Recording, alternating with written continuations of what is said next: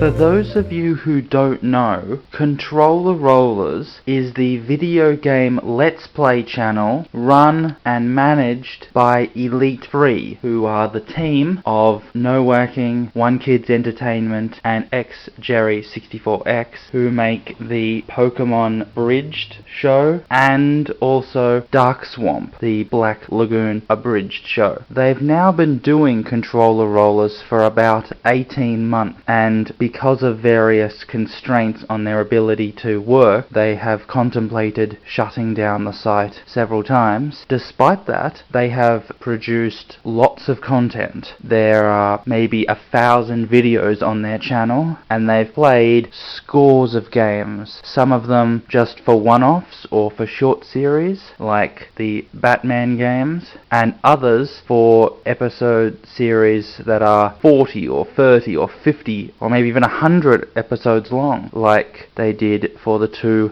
Spyro games. I happen to really like and admire Elite 3. They are some of the most talented, experimental, hard-working, friendly people. They are very passionate about being creative and open and working hard, and life has not been easy for them. They've had to really struggle and grit their teeth and wade through the mud in order to get where they are today. Like, just to launch a Patreon account and be able to move in together so that all 3 of them are living under the one roof was a very difficult and long task for them. So nothing would be better than to see them succeed in their work. They deserve everything nice that's coming to them, and I can only wish them great success. Unfortunately, Controller Rollers, in the 18 months since it was launched, has not been that successful. It only has about 1 million views. Each video, which is 15 to 20 minutes long, which is a segment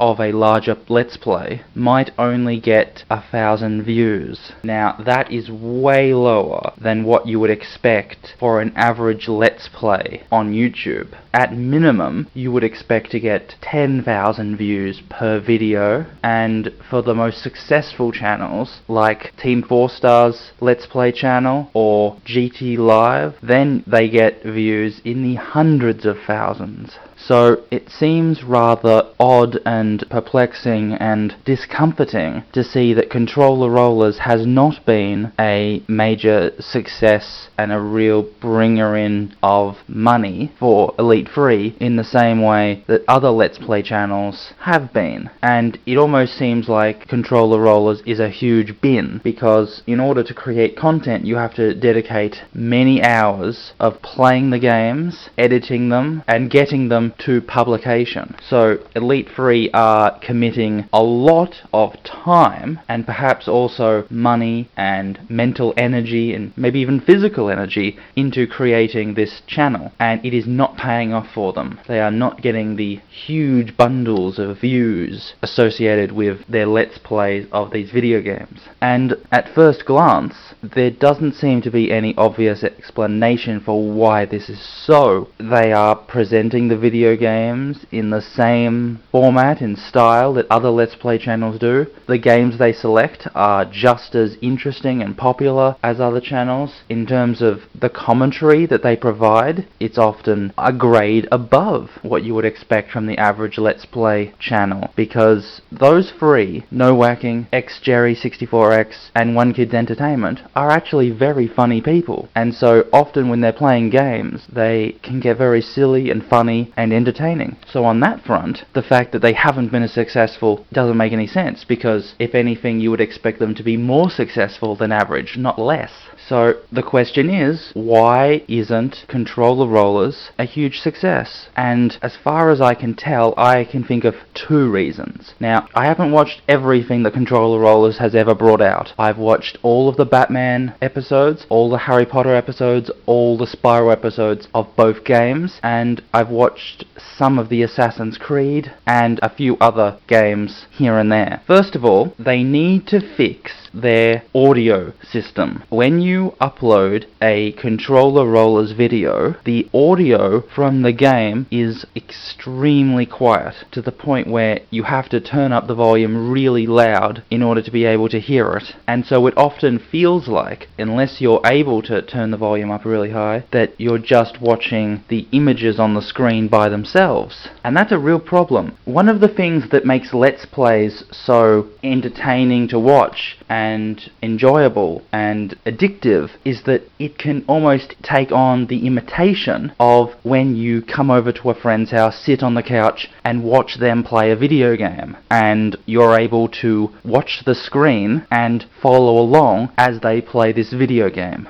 And in order for you to really capture this experience of watching someone play a video game, you have to be able to experience the video game the same way that they would, which means actually being able to hear it and being able to follow along with what's happening. And for environmental and ambiance noises, you need to become immersed in this world, understand the physical environment in which you are in. And then on the other hand, you need to listen to the dialogue to make sure that you understand what's happening, who's doing what to where, who's going when. And so when you upload a Controller Rollers video and you can't hear any of the noise, that enjoyable factor of actually being able to hear the game and become immersed inside of it and actually feel like you're there sitting on the couch next to them watching them play this game is lost. And you can't just sit back, relax and enjoy yourself as you follow along with them playing this game, because you can barely hear what's going on and all you can go on are the pictures. And so the whole experience of video games, of actually combining visual and audio, is lost. Controller Rollers just need to sort this out. When you look at other Let's Players, they have been able to strike the balance. They give primacy to the actual audio coming from the video game so that the viewers can hear it, and then their commentary is then provided as a second audio source. And I don't know what Elite 3 are doing with their computer networking that's different from other Let's Players, whether they can't provide the volume because it's too loud inside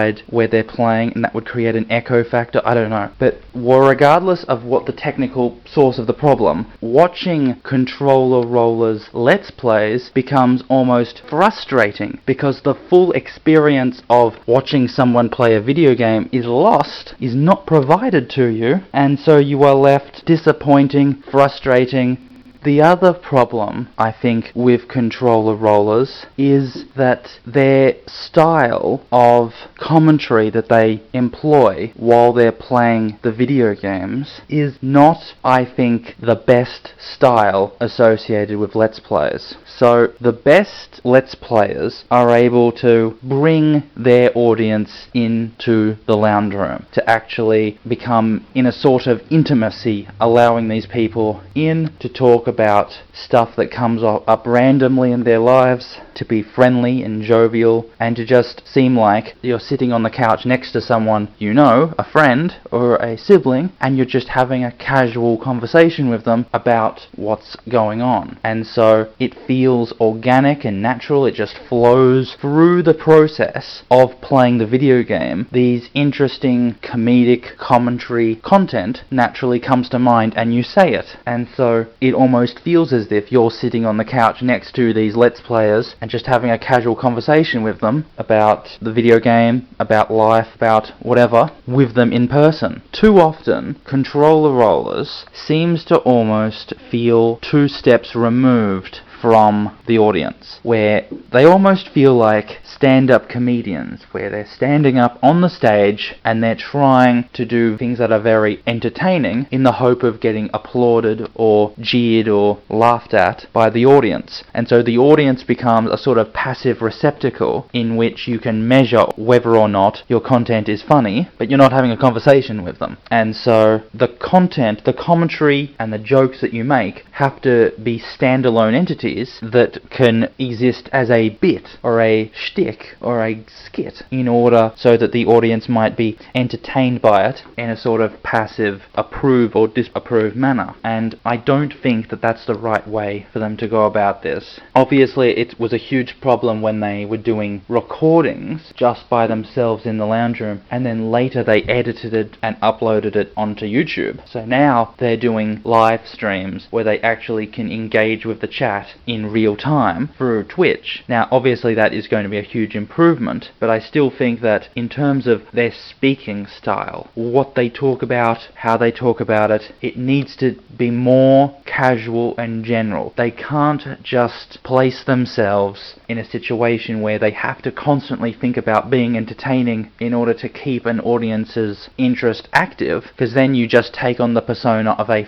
failing stand-up comedian. You have to feel like you are just a friend sitting on the couch playing a game. If something interesting comes up, if you see something that's amusing or you think of a joke, you say it, or you might tell a story, but whatever it is, it needs to organically emerge out of playing the video game. It doesn't need to be entertaining for every minute of every episode. There can be times where there's a lull because nothing is happening and you can't think of anything to say, and that's okay. And you need to tell stories and tell jokes and make amusing commentary as though you were doing it to your friends on the couch. Don't worry about the camera that's in front of you. That's just going to distract you and make you think that you need to become a performing monkey. Your best material is going to come out of you when you are more relaxed, when you're talking amongst your friends, and when you think that the camera is not turned on. The other thing to say would be that the commentary should progress naturally with the course of the video game. Too often, when I'm watching controller rollers, they will make jokes which exist as standalone things, which only occupy those 30 seconds or a minute of time, and then when the joke is over, they move on to the next thing. Or they might tell a story, and as soon as the story is over, they just have silence, and then they move on to the next thing. And so there exists almost no element of time when they're doing their Let's Plays. There's no progression or evolution to how they think and feel about the world through the experience of playing this video game. So when you go to an average controller roller's video, especially for those longer ones that are 2 hours or 90 minutes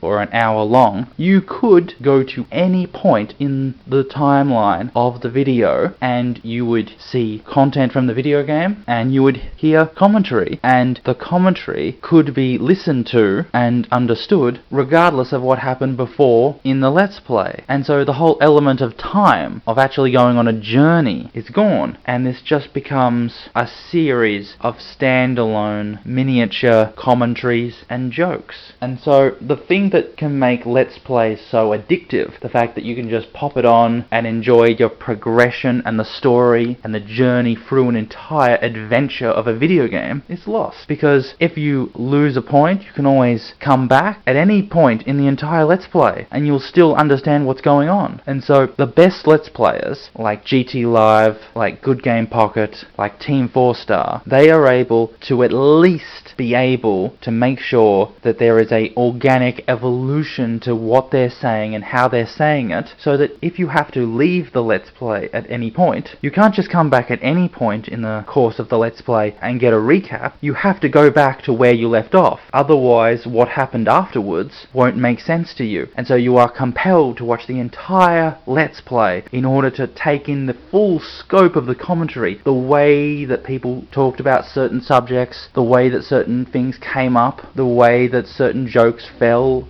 or were funny. And so that's a reason why it's very difficult when you're watching controller rollers to actually be compelled, when you have to leave and you can't watch it anymore, to actually go back to where you left off. There have been times where I have watched Outlast and Outlast 2, and I had to stop watching, and I couldn't remember where I'd left off because it all just sounds the same. And so I couldn't remember the point at which I'd stopped watching this episode, and so I just randomly put my cursor somewhere on the timeline and started watching, and it didn't feel any different. And so that sort of organic connection to the live stream and the live streamers, and that when you actually feel invested in knowing what's happening and and following along just isn't there. And that's really frustrating for me, because I just can't feel myself compelled to follow along very closely to what Controller Rollers is doing, because I can't feel like there's actually a point, a bigger picture point to me doing this.